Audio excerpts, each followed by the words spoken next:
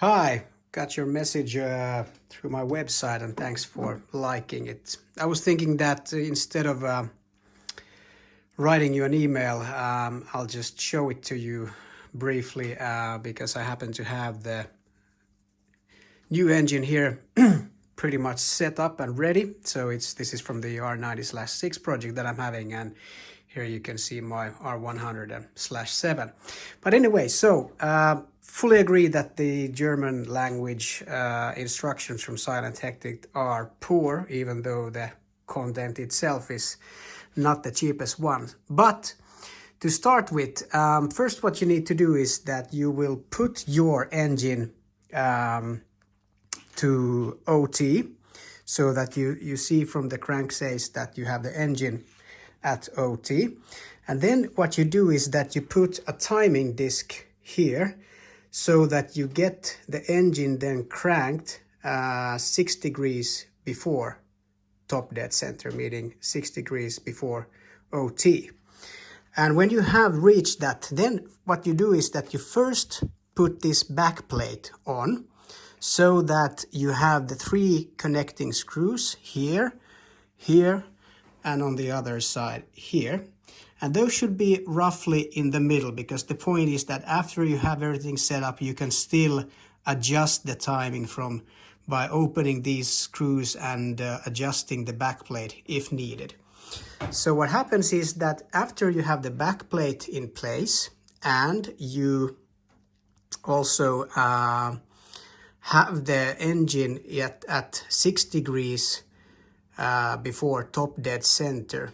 After that, when you put this golden plate on, or the actual generator part, and then it should align, because when you put it here and before you even actually torque this nut, you can adjust it because there's the magnets inside, and those magnets, so this feels like that it pops like in different positions. And what happens is that if you have the engine at 6 degrees roughly, then this should actually pop out in the right place pretty much as itself, so the magnets will take it in. So that what needs to be happening is that you see the sensor here. So the sensor, here is the middle mark for the sensor. So the middle mark needs to be on the left side, so meaning the trailing edge of that sensor when you have this positioned as it should. So that's one part that I actually missed also from the Silent-Hektik manuals, because they have actually different photos in different manuals. So this is the right position. So when you are setting the basic setup, the Silent-Hektik logo needs to be on the left side. And then you know that up here is one of the notches, and that notch is the one that we're looking for. So this means now that, as you can see, this is the middle ground, and the trailing edge is in the middle of the sensor, meaning because the engine spins clockwise when you look at it from the front side. That means that now, basically at 6 degrees before top dead center, that sensor has just passed or is passing, which means that it will spark. And now if we look at the flywheel, you can see, let's see how I can, so you can see that there is now the mark, which is actually 6 degrees before top dead center, because as I mentioned, the engine will rotate clockwise. And what you can see, hopefully up there, is that the OT mark, meaning top dead center, is just coming down. So now we have set the setup correctly. So spark is happening at 6 degrees from top dead center, and exactly like this Silent-Hektik is on the left side and these middle markers are in the middle.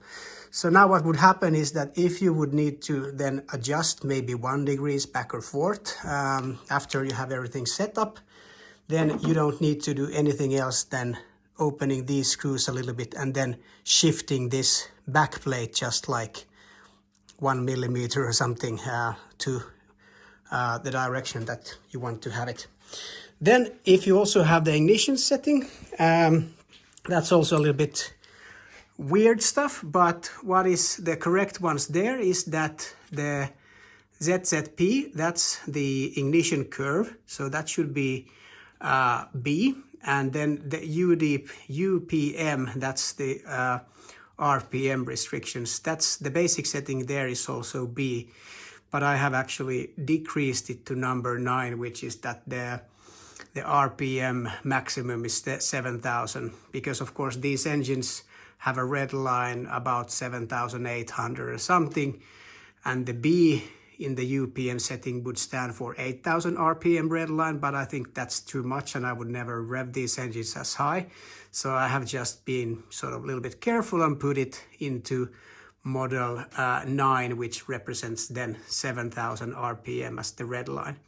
And then the ZZP, that's the ignition curve. So basic setting is B, meaning that you have a 32 degrees ignition curve. And that may be, I would say that that's probably like a touring perspective. And then if you would set it to C, that would be a 34 ignition curve that could be considered a little bit more sportier. I have also tested the ignition curve A, which is 30, I think it's 30 degrees flat, which is also something you can try out. So I think the ignition curves from A, B to C is just something that you can then test out after you have the engine up and running, and can try to, you know, just take it out for a spin and see how it feels. And just like during your ride, you know, if you have it so that you can access it easily with a screwdriver, you could just, you know, stop the engine, electricity off, then you switch the curve, put it into C or A or B or whatever, and then continue your ride and see how it affects. I've tried to found sort of the best place, because of these engines by nature have a little bit of tendency around 2,500, 3,000 RPM to have a little bit of sort of not a resistance, but sort of shaking. So I've tried to look for the best curve that has the minimum amount of that, and I think that it's around A or B setting, but as I said, that's just something you can try out. But anyway, I hope that this video will give you the information that I was at least struggling, because I found out that the manuals were quite poor and I was struggling to understand that how the hell do you set this up.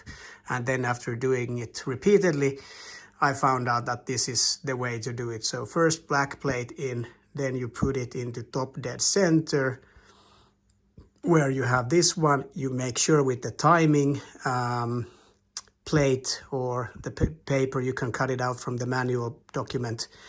I used a laser line actually here just to see that when I changed the engine backwards 6 degrees, that then it's set. Then I put this one in and it actually aligned pretty much straight as it should. So hopefully this video will cover the parts. If not, then just, you know, shoot me out back with a message or something and I'll try to help you out. Thanks.